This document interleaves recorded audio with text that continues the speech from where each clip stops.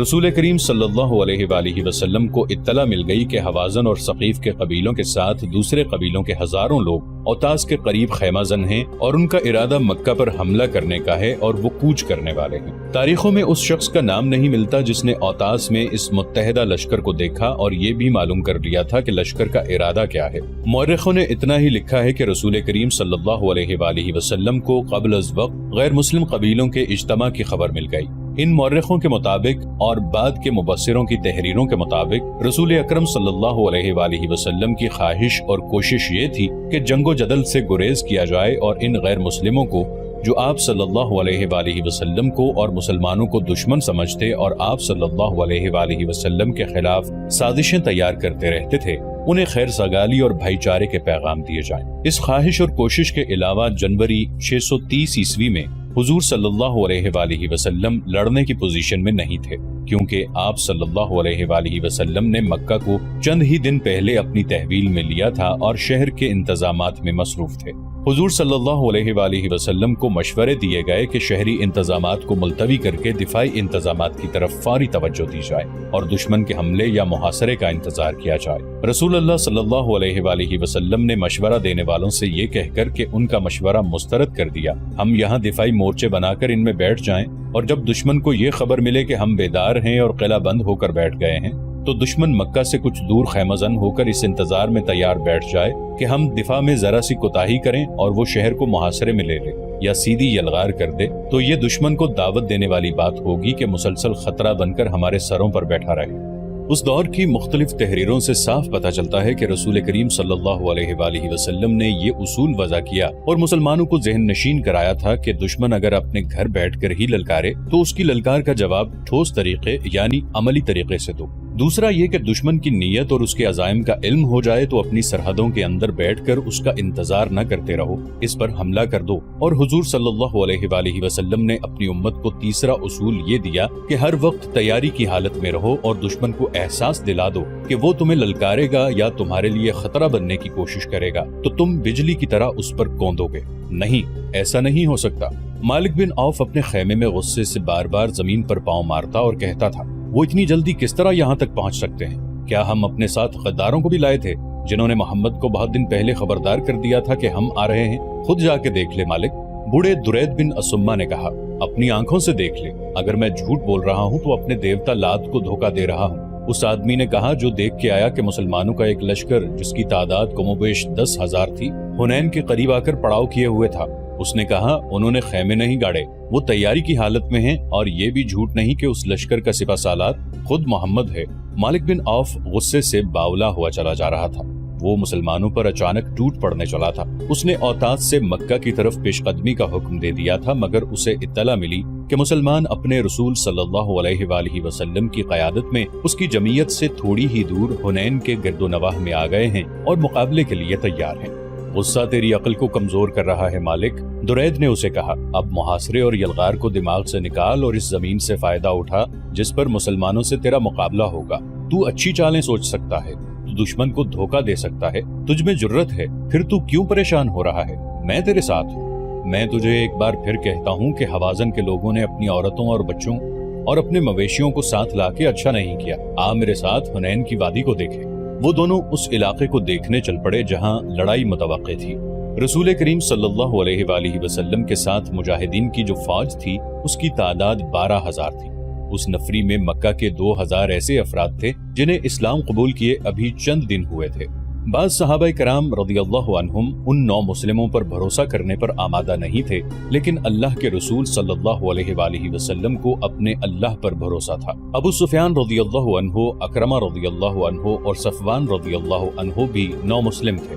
یہ تینوں سرداری اور سالاری کے رتبوں کے افراد تھے جن کا 9 مسلم قریش پر اثر و رسوخ بھی تھا، لیکن دیکھا یہ گیا کہ یہ سب اپنی مرضی سے اس لشکر میں شامل ہوئے تھے۔ ایک مورخ نے لکھا ہے کہ ان تینوں نے مجاہدین کے لیے کم و بیش 100 زرہ بکتر دیے تھے۔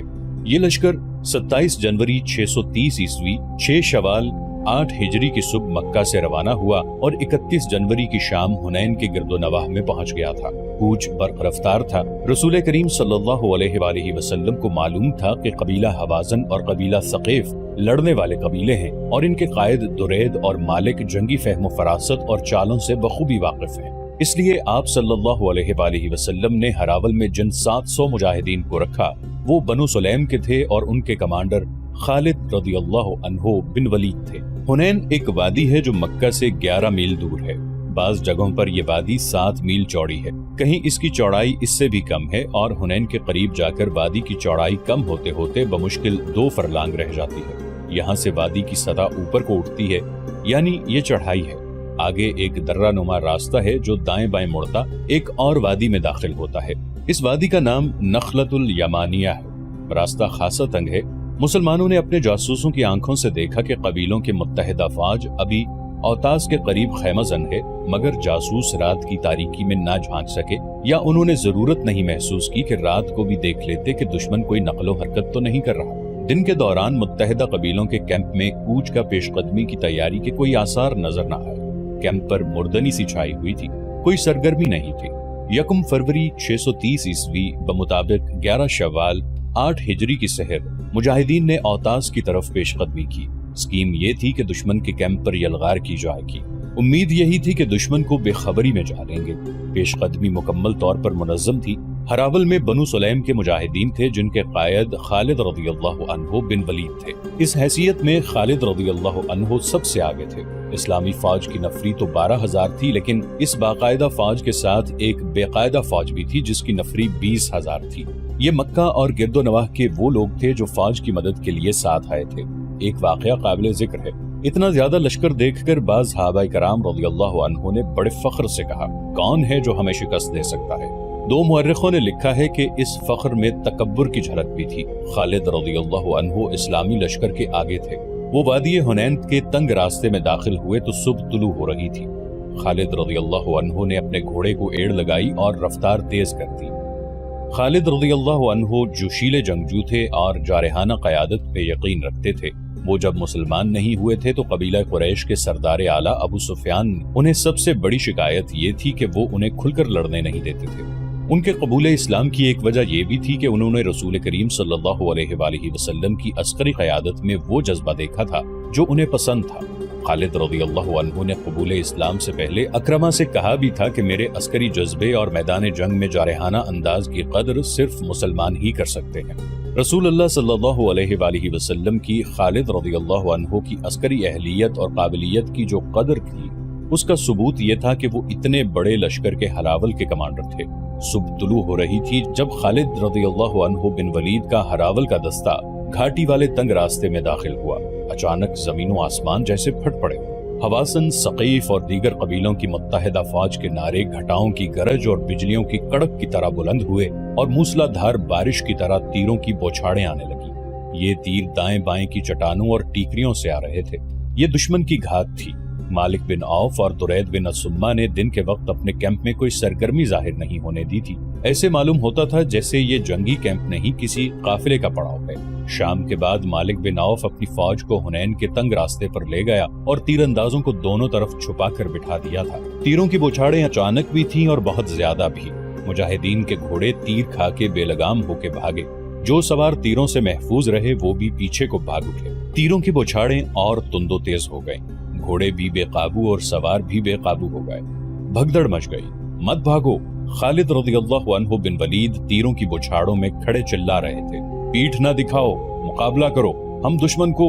گھوڑوں اور سواروں کی بھگدڑ ایسی تھی کہ خالد رضی اللہ عنہ بن ولید کی پکار کسی کے کانوں تک پہنچی ہی نہیں تھی۔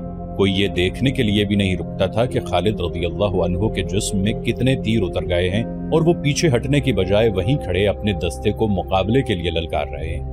وہ آخر بھگدڑ کے ریلے کی زد میں آ گئے اور ان کے دھکوں سے یوں دور پیچھے آ گئے جیسے سیلاب میں بہہ گئے ہوں۔ جب بھگدڑ کا ریلا گزر گیا تو خالد رضی اللہ عنہ اتنے زخمی ہو چکے تھے کہ گھوڑے سے گر پڑے اور بے ہوش ہو گئے۔ ہراول کے پیچھے اسلامی فوج آ رہی تھی۔ اس کے رضاکاروں کا بے قاعدہ لشکر بھی تھا۔ ہراول کا دستہ بھاگتا دوڑتا پیچھے کو آیا تو فوج میں بھی بھگدڑ مچ گئی۔ ہراول کے بہت سے آدمیوں کے جسموں میں تیر پیوست تھے اور ان کے کپڑے خون سے لال تھے۔ घोड़ों को भी तीर लगे हुए थे। मालिक बिन औफ की फौज के नारे जो पहले से ज्यादा बुलंद हो गए थे सुनाई दे रहे थे। ये हाल देखकर इस्लामी फौज बिखर कर पीछे को भागी। बाज मौर्रिखों ने लिखा है कि वो कुरैश जो बेदिली से मुसलमान हुए थे और इस्लामी फौज के साथ आ गए थे, उन्होंने इस भगदड़ को यूं बढ़ाया जैसे जलती पर तेल डाला जाता है। वो न सिर्फ भागे बल्कि उन्होंने खौफो हिरास फैलाया। उन्हें एक खुशी तो ये थी कि लड़ाई से बचे और दूसरी ये कि मुसलमान भाग निकले हैं और उन्हें शिकस्त हुई है। मुसलमानों की कुछ नफरी वहीं जा पहुंची जहां से चली थी। उस जगह को फौजी अड्डा यानी बेस बनाया गया था। ज्यादा तादाद उन मुसलमानों की थी जिन्होंने पीछे हटकर ऐसी जगहों पर पनाह ले ली जहां छुपा जा सकता था, लेकिन वो छुपने के लिए बल्कि छुपकर ये देखने के लिए वहां रुके थे कि क्या हुआ है और वो दुश्मन कहाँ है जिससे डरकर पूरी फौज भाग उठी है। वहां तो हालत ये हो गई थी कि भागते हुए ऊंट और घोड़े एक दूसरे से टकरा रहे थे और प्यादे उनके दरमियान आकर कुचले जाने से बचने के लिए हर तरफ भाग रहे थे। रसूल करीम सल्लल्लाहु अलैहि वसल्लम ने अपनी फौज की ये हालत देखी तो आप सल्लल्लाहु अलैहि वसल्लम भागने वालों के रास्ते में खड़े हो गए। आप सल्लल्लाहु अलैहि वसल्लम के साथ 9 सहाबा कराम थे। उनमें 4 काबिल जिक्र हैं। हजरत उमर रज़ियल्लाहु अन्हु, हजरत अब्बास रज़ियल्लाहु अन्हु, हजरत अली रज़ियल्लाहु अन्हु और हजरत अबू बकर रज़ियल्लाहु अन्हु। मुसलमानों, रसूल करीम सल्लल्लाहु अलैहि वसल्लम ने बुलंद आवाज से ललकारना शुरू कर दिया, कहाँ जा रहे हो? मैं इधर खड़ा हूँ। मैं जो अल्लाह का रसूल हूँ, मुझे देखो। मैं मोहम्मद इब्ने अब्दुल्ला यहाँ खड़ा हूँ। मुसलमान हुजूम के करीब से भागते हुए गुजरते जा रहे थे। आप सल्लल्लाहु अलैहि वसल्लम की आवाज शोर में दब कर रह गई थी। खालिद रज़ियल्लाहु अन्हु बिन वलीद कहीं नजर नहीं आ रहे थे। वो आगे कहीं बेहोश पड़े थे। इतने में कबीला हवाजन के कई आदमी ऊंटों और घोड़ों पर सवार भागते हुए मुसलमानों के ताक़ुब में आए। उनके आगे एक शुतर सवार था जिसने झंडा उठा रखा था। हजरत अली रज़ियल्लाहु अन्हु ने एक मुसलमान को साथ लिया और उस शुतर सवार अलंबरदार के पीछे दौड़ पड़े। करीब जाकर हजरत अली रज़ियल्लाहु अन्हु ने उसके ऊंट की पिछली टांग पर तलवार का वार करके टांग काट दी। ऊंट गिरा तो सवार भी गिर पड़ा। हजरत अली रज़ियल्लाहु अन्हु ने उसके उठते उठते उसकी गर्दन साफ काट दी। हुजूर सल्लल्लाहु अलैहि वसल्लम एक टीकरी पर जा खड़े हुए। दुश्मन के किसी आदमी की ललकार सुनाई दी, वो रहा मोहम्मद, कत्ल कर दो। तारीख में उन आदमियों को कबीला सकीफ के लिखा गया है जो अपने आदमी की ललकार पर उस टीकरी पर चढ़ने लगे जिस पर रसूल अल्लाह सल्लल्लाहु अलैहि वसल्लम खड़े थे। सहाबा कराम रज़ियल्लाहु अन्हुम जो आप सल्लल्लाहु अलैहि वसल्लम के साथ थे, उन आदमियों पर टूट पड़े। मुख्तसर से मारके में वो सब भाग निकले। उनमें से कोई भी रसूल अकरम सल्लल्लाहु अलैहि वसल्लम तक ना पहुंच सका। मैं मालिक बिन औफ से शिकस्त नहीं खाऊंगा, रसूल अल्लाह सल्लल्लाहु अलैहि वसल्लम ने फरमाया। वो इतनी आसानी से कैसे फतह हासिल कर सकता है? हुजूर सल्लल्लाहु अलैहि वसल्लम ने अपनी फौज को बिखरते और भागते तो देख ही लिया था। आप सल्लल्लाहु अलैहि वसल्लम दुश्मन को भी देख रहे थे, बल्कि दुश्मन को ज्यादा देख रहे थे। आप सल्लल्लाहु अलैहि वसल्लम की अस्करी हिस्स ने महसूस कर लिया कि मालिक बिन औफ अपने पहले भरपूर और कामयाब वार पर इस कदर खुश हो गया है कि उसे अगली चाल का ख्याल ही नहीं रहा। वो इस्लामी फौज की भगदड़ और अफरा तफरी की पसपाई से फायदा नहीं उठा रहा था। हुजूर सल्लल्लाहु अलैहि वसल्लम को तवक्को थी कि मालिक बिन औफ की मुत्तहिदा फौज मुसलमानों के ताक़ुब में आएगी, लेकिन ताक़ुब में दुश्मन के जो आदमी आए थे वो तादाद में थोड़े और गैर मुनज़्ज़म थे। इसके अलावा हुजूर सल्लल्लाहु अलैहि वसल्लम ने अपने हरावल दस्ते को पीछे आते भी देखा था और आप सल्लल्लाहु अलैहि वसल्लम ने मालूम भी किया था कि हरावल के कितने आदमी शहीद और जख्मी हुए हैं। आप सल्लल्लाहु अलैहि वसल्लम को बताया गया कि कई एक मुजाहिदीन के घोड़े और ऊंट जख्मी हुए हैं, शहीद एक भी नहीं हुआ। इससे रसूलुल्लाह सल्लल्लाहु अलैहि वसल्लम ने ये राय कायम की कि ये दुश्मन तीरंदाजी में अनाड़ी है और जल्दबाज भी है। इतनी ज्यादा तीरंदाजी किसी को जिंदा न रहने देती। हुजूर सल्लल्लाहु अलैहि वसल्लम ने अपने पास खड़े सहाबा कराम पर नजर डाली। आप सल्लल्लाहु अलैहि वसल्लम की नजरें हजरत अब्बास रज़ियल्लाहु अन्हु पर ठहर गईं। हजरत अब्बास रज़ियल्लाहु अन्हु की आवाज गैर मामूली तौर पर बुलंद थी, जो बहुत दूर तक सुनाई देती थी। जिस्म के लिहाज से भी हजरत अब्बास रज़ियल्लाहु अन्हु कवी हैकल थे। अब्बास, हुजूर सल्लल्लाहु अलैहि वसल्लम ने कहा, तुम पर अल्लाह की रहमत हो, मुसलमानों को पुकारो, उन्हें यहाँ आने के लिए कहो। ऐ अंसार, हजरत अब्बास रज़ियल्लाहु अन्हु ने इंतहाई बुलंद आवाज में पुकारना शुरू किया, ऐ अहले मदीना, ऐ अहले मक्का, आओ अपने रसूल के पास आओ। हजरत अब्बास रज़ियल्लाहु अन्हु कबीलों के और आदमियों के नाम ले लेकर पुकारते रहे और कहते रहे कि अपने रसूल सल्लल्लाहु अलैहि वसल्लम के पास, अपने अल्लाह के रसूल के पास आओ। سب سے پہلے انصار آئے۔ ان کی تعداد معمولی تھی، لیکن ایک کو دیکھ کر دوسرا آتا چلا گیا۔ مکہ کے کچھ دوسرے قبیلوں کے لوگ بھی آ گئے، ان کی تعداد 100 ہو گئی۔ رسول کریم صلی اللہ علیہ وآلہ وسلم نے دیکھا کہ قبیلہ حوازن کے بہت سے آدمی پسپا ہوئے مسلمانوں کی طرف دوڑے آ رہے تھے۔ آپ صلی اللہ علیہ وآلہ وسلم نے ان 100 مجاہدین کو دشمن کے ان آدمیوں پر حملہ کرنے کا حکم دے دیا۔ مجاہدین ان کے عقب سے ان پر ٹوٹ پڑے۔ حوازن کے آدمی بوکھلا گئے اور مقابلے کے لیے سنبھلنے لگے، لیکن مجاہدین نے انہیں سنبھلنے کی مہلت نہ دی۔ ان میں بہت سے بھاگ نکلے، ان کے زخمی اور ہلاک ہونے والے پیچھے رہ گئے تو وہ اچانک ایسے حالات پیدا ہو گئے کہ مجاہدین میں بھگدڑ مچ گئی تھی، ورنہ وہ ہمیشہ اپنے سے کئی گنا زیادہ دشمن سے لڑے اور فاتح اور کامران رہے تھے۔ انہوں نے دیکھا کہ عباس رضی اللہ عنہ کی پکار پر مسلمان رسول اکرم صلی اللہ علیہ وآلہ وسلم کے حضور اکٹھے ہو رہے ہیں، اور دشمن مسلمانوں کے چھوٹے سے گروہ کے جوابی حملے کو بھی برداشت نہیں کر سکا، اور انہوں نے یہ بھی دیکھا کہ حوازن اور ثقیف ان کے تعاقب میں نہیں آ رہے تو کئی ہزار مجاہدین واپس آ گئے۔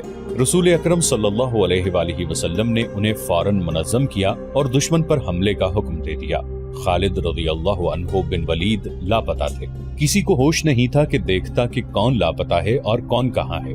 وہی تنگ گھاٹی جہاں مجاہدین پر قہر ٹوٹا تھا، اب متحدہ قبائل کے لیے موت کی گھاٹی بن گئی تھی۔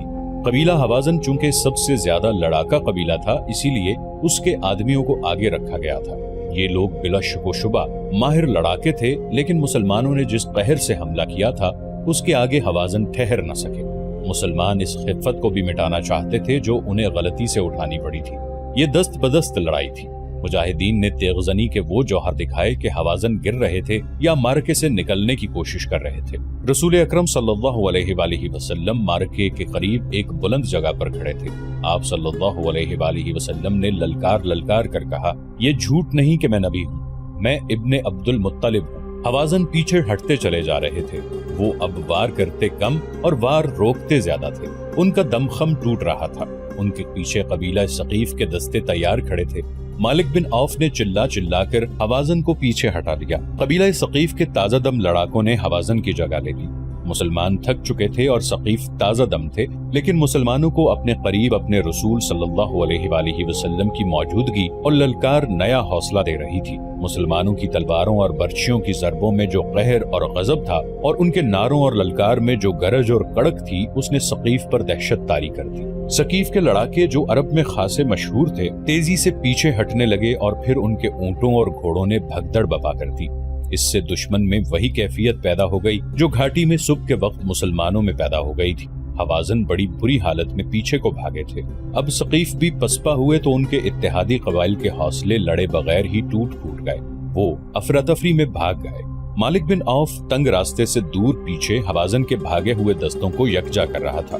اس کا انداز بتا رہا تھا کہ وہ جارحانہ کارروائی سے منہ موڑ چکا ہے اور اپنے دستوں کو دفاعی دیوار کے طور پر ترتیب دے رہا ہے۔ رسول اللہ صلی اللہ علیہ وآلہ وسلم نے یہ ترتیب دیکھی تو آپ صلی اللہ علیہ وآلہ وسلم اپنے لشکر کی طرف پلٹے۔ آپ صلی اللہ علیہ وآلہ وسلم نے دیکھا کہ جو مجاہدین صبح کے وقت بھاگ گئے تھے وہ سب واپس آ گئے ہیں۔ حضور صلی اللہ علیہ وآلہ وسلم نے حکم دیا کہ گھڑ سواروں کو آگے لاؤ۔ ذرا سی دیر میں سوار پیادوں سے الگ ہو گئے۔ آپ صلی اللہ علیہ وآلہ وسلم نے سواروں کو ایک خاص ترتیب میں کر کے حکم دیا کہ حوازن کو سنبھلنے اور منظم ہونے کا موقع نہ دو اور برق رفتار حملہ کرو۔ ان سواروں میں بنو سلیم کے وہ سوار بھی شامل تھے جن پر سب سے پہلے تیروں کی بوچھاڑیں آئی تھیں اور مسلمانوں کی جمعیت پارا پارا ہو گئی تھی، لیکن بنو سلیم کا کمانڈر ان کے ساتھ نہیں تھا، اور وہ تھے خالد رضی اللہ عنہ بن ولید، جو ابھی تک کہیں بے ہوش پڑے تھے۔